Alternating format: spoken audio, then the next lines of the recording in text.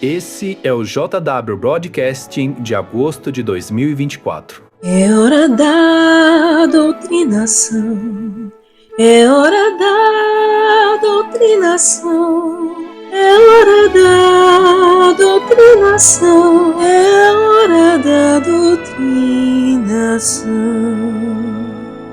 Oi pessoal, tudo bem? Aqui é a Andrea do canal STJ nos Lençóis da Liberdade. Espero que esteja tudo tranquilo com vocês. Vamos para mais um vídeo e hoje nós vamos analisar o broadcasting de agosto de 2024. Eu vou mostrar só os pontos, mais interessantes aí que eu achei, os pontos que eu destaquei, no meu estudo pessoal, porque lá tem que fazer estudo pessoal, ou seja, estudar alguma publicação deles. Então eu estudei o broadcasting para fazer esse vídeo e vamos ver o que vocês acham da minha análise aí na sequência, tá bom? Vamos lá. Que Andrea Nascimento Souza não é mais desse museu. Let's get started. Não se esqueça de se inscrever no canal se você ainda não for inscrito, deixar o like no vídeo e compartilhar. Mas claro, só se você puder e quiser, tá? Eu amo falar de Jeová. Quando eu lia os anuários, eu via muitas experiências de irmãos pioneiros, missionários, e eu queria sentir a mesma alegria, a mesma sensação deles. O dia que teve o anúncio da campanha, eu percebi que aquele era o momento. O primeiro desafio foi a pressão das pessoas. Para que ir para um lugar tão longe? Você pode usar esse dinheiro para ir para um outro lugar mais bonito, passear, ir para fora do país. Esses comentários mexiam um pouco. E aqui a gente tem mais uma experiência, de uma irmã que foi servir em algum lugar distante, foi participar dessa campanha, De vez em quando eles fazem essas campanhas bem grandes de pregação para ir para um lugar específico para pregar as boas novas lá, e essa irmã foi lá participar, Claro que a gente já sabe que ela colheu vários frutos espirituais, etc. Essa aqui é a parte interessante. Outras vezes foi na questão mesmo financeira, porque aí eu tinha que tomar uma decisão. Se eu ia assumir um concurso público que eu tinha feito, ou se eu ia abandonar tudo, deixar aquilo para trás. Qual será a decisão que ela tomou, hein? Qual? Mas participar da campanha era a oportunidade que eu tinha de fazer mais para Jeová. Eu sabia que ia mudar minha vida. Na campanha, encontrava muitas pessoas que nunca tinham ouvido o nome Jeová, pessoas que não sabiam o que era uma Bíblia. Eu lembro de um dia marcante que eu tentei explicar para uma pessoa o que é uma Bíblia. E aí os olhos dela foram brilhando quando ela entendeu que tinha uma mensagem de Deus para... Óbvio, Ela escolheu a campanha porque isso aqui é uma peça de propaganda para a organização. Então é interessante que eles incentivam esse tipo de conduta, nos membros, de escolherem pregar as boas novas, de levar o reino, de levar a verdade para todas as pessoas, inclusive nesses lugares distantes aí, como parece ser o caso aqui em algum lugar do norte do país, E fora os outros problemas que tem aqui, que eu vou apontar daqui a pouco. Mas assim, imagine então se um dia essa mulher desperta e percebe que ela simplesmente perdeu a chance de ter uma carreira mais sólida, uma vida mais sólida, mais confortável, por escolher, mas ao invés disso, ela escolheu colocar o reino em primeiro lugar.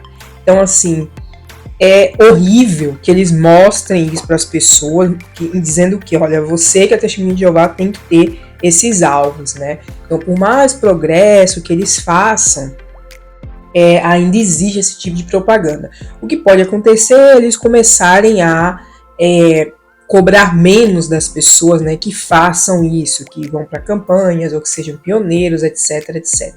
Talvez isso possa acontecer, mas as pessoas cobrarem menos, mas eles ainda têm essa pressão aqui nas pessoas, de que tem que colocar o reino em primeiro lugar. Tem uma estudante indígena que, quando você fala de Jeová, os olhos dela sempre brilham e ela sempre pede para aprender mais de Jeová. E ainda tem, a questão aí de eles quererem levar a palavra, para os povos indígenas, aí tem que levar a verdade. É uma coisa, inclusive, que outras religiões já fazem também há bastante tempo, né? Enviar missionários para lugares onde a palavra do Senhor ainda não chegou. E isso é bastante problemático, né? Porque quer dizer, você tem que suplantar aquelas pessoas com a sua religião, com a sua verdade, né? Porque essa coisa de você ter que pregar o evangelho para as pessoas que têm seus próprios deuses, né? Seu próprio conjunto de crenças é extremamente problemático, especialmente porque a gente tem uma população indígena aqui que é vitimizada em vários aspectos, né? Então são pessoas que estão ainda mais vulneráveis a aceitar esse tipo de acolhimento aí de uma seita de autocontrole como é a Testemunha de Jeová. Era pra ficar um mês, mas se transformou em 5 anos. Que merda, hein? A minha família tem uma pousada. Meu pai disse que iríamos receber um grupo para uma tarde de campanha. Até então, nunca tive contato com as Testemunhas de Jeová. Quando esse grupo chegou, o pastor da igreja que eu estava falou que eu deveria ter muito cuidado com as Testemunhas de Jeová. E foi o que eu fiz. Eu fazia de tudo para não ter contato. E aqui temos um estudante, né? Mas o interessante é que ela falou que ela já estava em uma igreja, ela fazia parte de uma igreja, inclusive o pastor dela, né, advertiu contra os Testemunhos de Jeová, né, deve ter visto ou lido coisas sobre a organização, mas enfim, falou com ela, então ela já fazia parte de uma organização, né. Agora, quando uma pessoa está nas Testemunhas de Jeová e simplesmente decide que já não quer estar ali, que, sei lá, quer fazer parte de uma outra organização religiosa, aí a pessoa vira apóstata e é desassociada e não pode mais ter contato. Mas quando é para a pessoa largar a religião que ela tem e ir para a Testemunha de Jeová, aí não tem problema, né? Em janeiro de 2017, eu me batizei e tenho 2 anos de pioneira regular. Tudo isso aconteceu porque Jeová, ele escutou a minha oração que eu fiz alguns dias antes. Eu tive que ir para o hospital e eu pedi, meu Deus, me ajuda a continuar viva para mim te conhecer, porque eu tenho certeza que eu não te conheci. E ele me deu essa oportunidade. Ele enviou os irmãos na hora certa, na campanha. Foi Jeová que mandou esses irmãos. E se fosse o pessoal dos Mormons, simplesmente ela agora estaria fazendo parte de uma propaganda da organização dos Mormons, né, da Igreja dos Santos, de Jesus Cristo dos Santos dos Últimos Dias, que é o nome oficial deles. Mas enfim, é interessante que essa moça, ela aceitou isso, né, quando ela estava num momento fragilizado, ela estava no hospital no dia anterior, e os irmãos estavam ali e ela encarou isso como um sinal de Deus. Então, como eu falei, se fosse qualquer outra religião que manda missionários, né, para o mundo, que as pessoas estivessem ali, ela teria se convertido para aquela religião, entendeu? Então isso não é uma prova, porque você pode assistir vídeos de outras organizações e vão ter relatos similares de pessoas aprendendo a verdade, né, de acordo com aquela organização, na hora certa. África do Sul, 1993.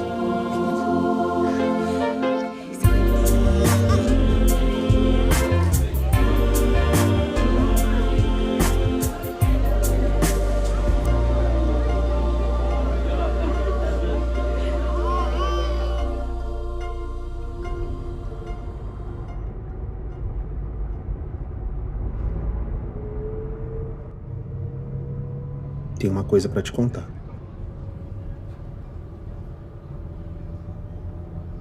O que você acha da gente se mudar para a Congregação Sul? Por que a Congregação Sul? Lá nem é nosso território. É bem mais longe. Eu sei. Não parece a melhor hora. Agora tem muita coisa acontecendo na nossa congregação. Mas eles precisam de ajuda. Por isso o irmão Mazeco só perguntou se a gente poderia se mudar. Tô cansada. Amanhã pra você... Não, eu tô cansada de tudo. De começar do zero, de me mudar, desse mundo. Sempre fizemos o que Jeová pediu com alegria. Mas não imaginei que esse mundo fosse durar por tanto tempo. E esse pequeno drama, obviamente, é para introduzir, né, a nova luz aí sobre a questão de esperar o fim. Essa religião, gente, mas vira uma pataquada. Vocês vão me desculpar, mas é assim, né? Ao mesmo tempo que eles estão falando que a gente tem que pregar porque o fim está se aproximando, ao mesmo tempo não é para você viver focando nisso, tá? Vamos ver como é que isso vai desenrolar. Eu vou comentar isso um pouco mais lá na frente. Essa situação também é bem real, né? A pessoa tem que se mudar para a congregação onde existe mais necessidade. Não importa que, sei lá, seus amigos estão na congregação onde você está agora. Eu mesmo lembro de ter mudado de congregação várias vezes, né? Porque redesignava o território, redividia, porque lá dentro, para quem nunca foi testemunho de Jeová, eles têm uma parte, né? O lugar onde a gente mora é dividido entre congregações diferentes, né? Então, eu me mudei várias vezes porque eles redesignavam, né, esses territórios, enfim, e não importa, você tem que ir para onde te mandarem. Se você não quiser ir, isso é visto como rebeldia. Mesmo no caso dela aqui, né, que já tá cansada porque já fez bastante, mas ainda assim ela tem que continuar fazendo mais. E uma coisa que eu aprendi há muito tempo é que focar em quando o fim vai vir não é nada bom.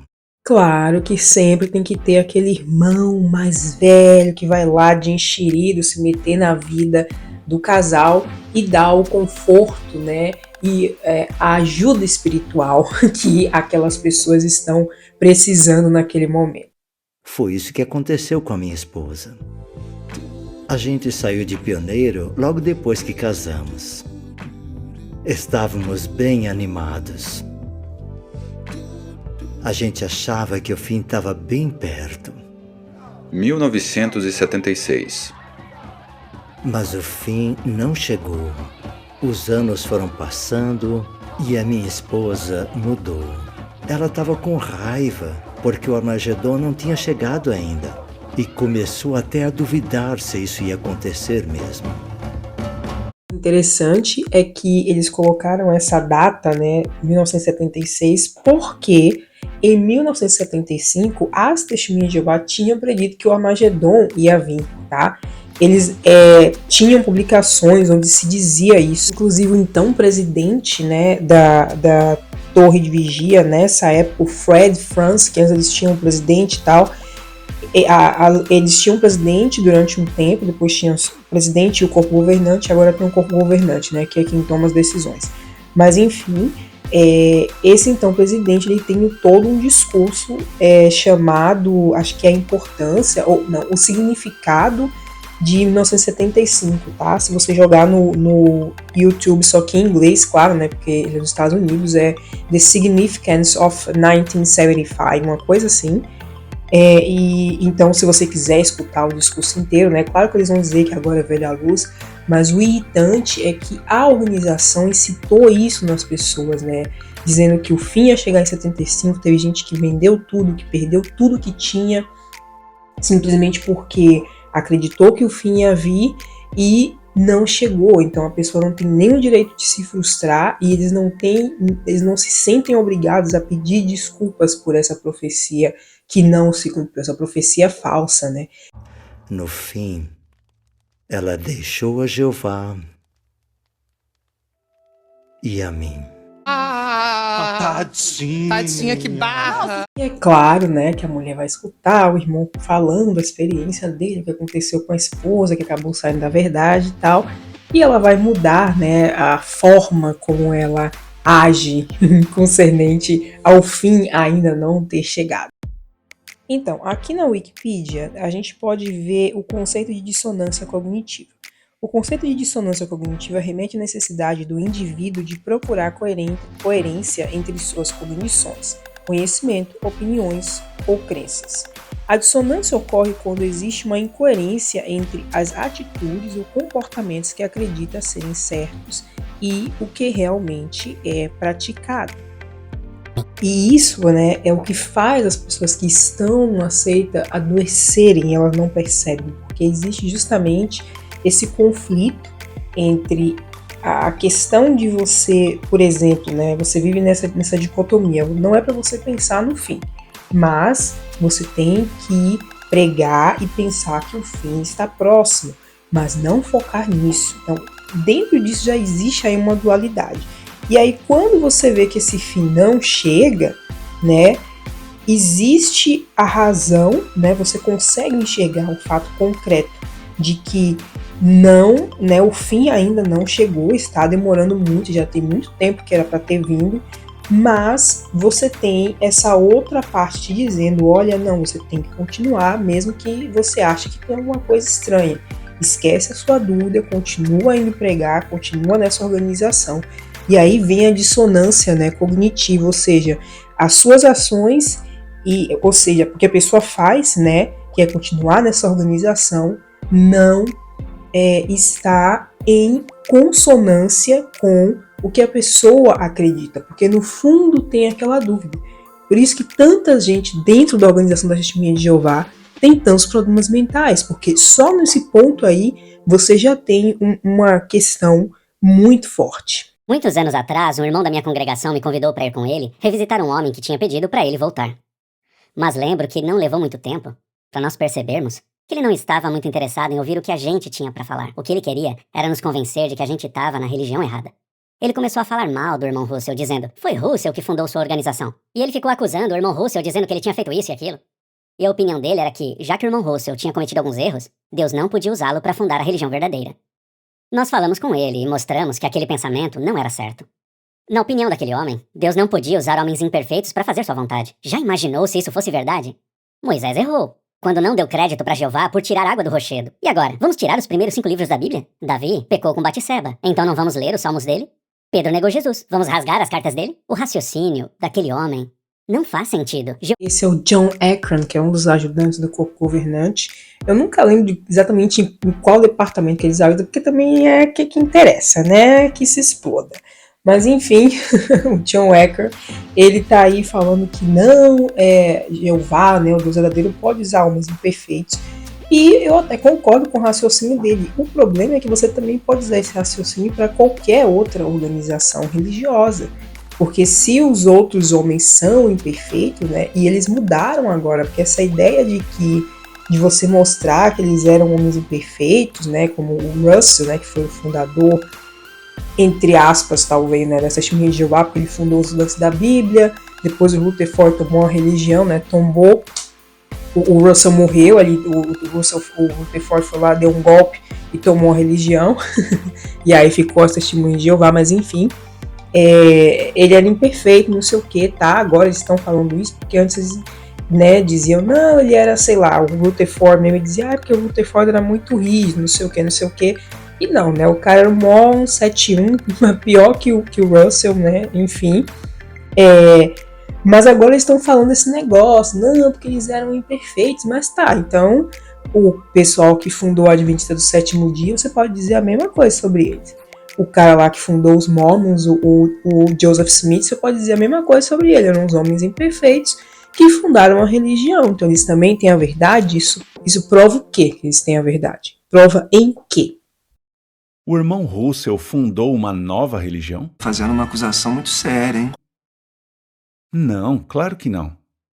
O que ele fez foi reencontrar a religião verdadeira segundo a Bíblia. De novo, se você perguntar a um Mormon, ele vai dizer a mesma coisa sobre Joseph Smith. Se você perguntar a uma pessoa da Adventista do Sétimo Dia, essa pessoa vai dizer a mesma coisa sobre a senhora Harriet, alguma coisa. Eu até esqueci o nome da mulher lá, mas o nome da fundadora da religião. Eles vão dizer exatamente a mesma coisa, em que isso prova que as Testemunhas de Jeová são a religião verdadeira. Se você tiver a chance de ler uma das primeiras anotações do irmão Russell e dos estudantes da Bíblia, você vai sentir a empolgação deles, a alegria que sentiram ao encontrar na Bíblia verdades que estavam lá o tempo todo. Elas só estavam cobertas de mentiras e doutrinas falsas que foram ensinadas por milhares de anos pelo falso cristianismo. Então, as Testemunhas de Jeová não são uma seita. Sei. Dá para dizer que os primeiros estudantes da Bíblia, guiados pelo Espírito Santo, acharam o antigo caminho do verdadeiro cristianismo.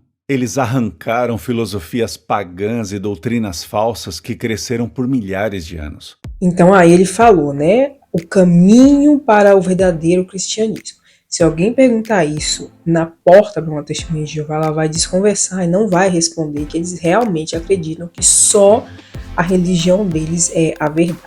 E eu sei que cada um acredita, né, que o grupo que a pessoa escolheu é o que tem a verdade. Isso é normal. Se você está ali é porque você acredita que aquele é o melhor, é o correto, que seja. Mas o ponto é o quanto isso é enfatizado aqui dentro da organização da Testemunha de Jeová, né? Dentro de grupos de autocontrole é necessário ter essa narrativa de que só ali você vai encontrar a verdade. Agora, é claro, né? Tem outros grupos religiosos também que acreditam que eles não são os únicos que praticam o verdadeiro cristianismo, né? Eles acreditam que outras pessoas também podem aí servir a Jesus, etc. Esse não é o caso das Testemunhas de Jeová. E isso fica bem claro aqui, né? Por isso que eles têm essa necessidade de pregar, de levar a verdade para as pessoas, porque as pessoas precisam escutar a verdade se elas quiserem ser salvas. Então tudo isso é uma forma também de continuar manipulando as Testemunhas de Jeová. Essas verdades eram tão claras e profundas, e o caminho estava tão limpo, que se você ler as histórias de vida daqueles que aprenderam a verdade nas décadas de 20 e 30, vai ver que bastou lerem um livro ou uma brochura para dizerem: eu encontrei a verdade. Encontrou a verdade, que agora é luz velha, né? Porque essas publicações não são mais utilizadas para fazer estudo das pessoas, agora é considerada velha luz. Eu acho tão interessante que eles usam, gente, eles nem percebem, tipo, a hipocrisia, né? De falar esse tipo de coisa. E aí depois vem a experiência de um irmão do Japão, que ele era ancião, e eles mudaram as regras, né, numa determinada época, e ele passou de ancião, ele voltou a ser servo ministerial, e aí como foi difícil para ele, né, aceitar esse novo arranjo e tal, mas que no fim, obviamente, ele se deixou guiar por Jeová. Eu não sei, cara, eles têm esse negócio dessas novas luzes aí, porque é claro, né, uma organização de homens, e as novas luzes são a desculpa perfeita para eles modificarem o que eles quiserem, como eles quiserem, né, a depender da necessidade da organização. Então, por exemplo, agora eles estão perdendo muitos membros, então muitas coisas que antes eram terminantemente proibidas, agora já pode, né, com barba, como ter blog não, ser blogueira, né, na internet, Testemunha de Jeová e tal. Então é isso, eles vão modificando de acordo com o andar da carruagem, como qualquer outra organização humana, seja ela religiosa ou não, né? Mas enfim, isso é o que eu tenho para vocês, meus queridos. Eu vou ficando por aqui. Teve outras coisas que eu não observei nesse broadcasting de agosto que você observou? Deixa aí nos comentários. Beijo, até o próximo vídeo e tchau, tchau!